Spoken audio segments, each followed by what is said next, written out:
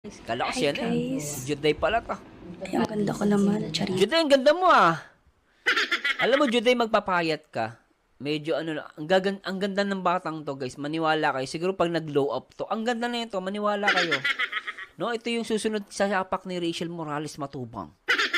Agree ba kayo, guys? Maganda si Juday, walang duda, guys. Ako nagsabi sa inyo, maganda to. Maniwala kayo pa nag-glow up to. Ay nako. Ganda niyo. Ganda ni Juday. Tuloy yan.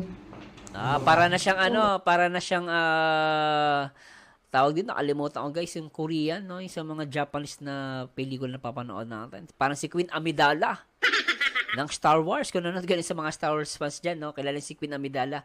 Parang ganun si Rachel dito. Queen Amidala.